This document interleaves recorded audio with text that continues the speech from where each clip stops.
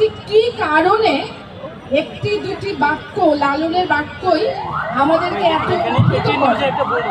তো আসলে যেটা বিষয় হচ্ছে যে সূর্যের চেয়ে বালির তাপ বেশি। আমরা শুনেছি না, আমরা যারা মনে করছে যে লালন বা আমাদের ধর্মের একটা সুন্নত শব্দ বললেই আমাদের ভয় লাগে, তারা আসলে ধর্ম জানি না। আমরা যদি ধর্ম জানতাম তাহলে আমরা বুঝতাম যে লালন আসলে কতখানি আমাদের। তো আমরা জানি না দেখে আমাদের ভয় বেশি। আমি যদি আমার পরিচয় না জানি, আমার নাম যদি আমি না জানি, আমি সারাক্ষণই ভয়ে থাকবো যে আপনি আমাকে কি নামে ডাকবেন। আমি যেহেতু আমার নাম জানি সেহেতু আমার কোনো ভয় নাই। আমি যেহেতু আমার ধর্ম জানি আমার কোনো ভয় নাই। আমি যদি তেল দিতে চাই কাউকে, যদি আমি একটু কি বলে এটাকে তেল দিয়ে খুশি রাখতে চাই, তখনই আমি মিথ্যার আশ্রয় নিই।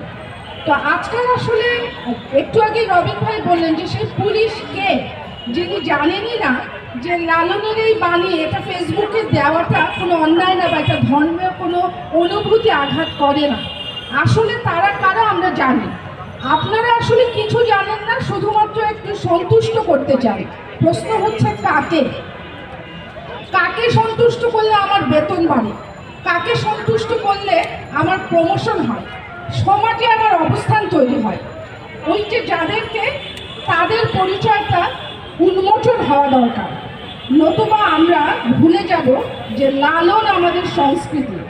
আমরা যদি, আপনি যখন দেশের বাইরে যাবেন আপনাকে জিজ্ঞাসা করা হবে আপনার কি আছে, কি আছে। আমাদের মুক্তিযুদ্ধ আছে, আমাদের লালন আছে, আমাদের রবীন্দ্রনাথ আছে, আমাদের নজরুল আছে। এগুলোই যদি বলতে না পারি তাহলে আমি আর কি, আমার আর আছেটা কি। তো এই জায়গা থেকে আমার মনে হয় যে এই যে প্রতিবাদটা জারি রাখছি আমরা, সেজন্য সকলকে অসংখ্য ধন্যবাদ। সবাই আমরা দাঁড়িয়ে আছি। আমি শুনছিলাম গান যখন বাজছিল, আমরা এখানে যারাই এসেছি, নিম্ন আয়, মধ্য আয়, উচ্চ আয়, আমাদের খুবই ভালো লাগছে। আমরা মাথা ঝাঁকাচ্ছি, তাল দিচ্ছি, কারণ মিউজিক আমাদের শরীরে একটা উত্তেজনা জাগায়, কি জাগায় না? সবাই আমরা তালি দিচ্ছিলাম, সবাই আমরা এরকম করছি, কারণ এটাই আমি, এটাই আমরা।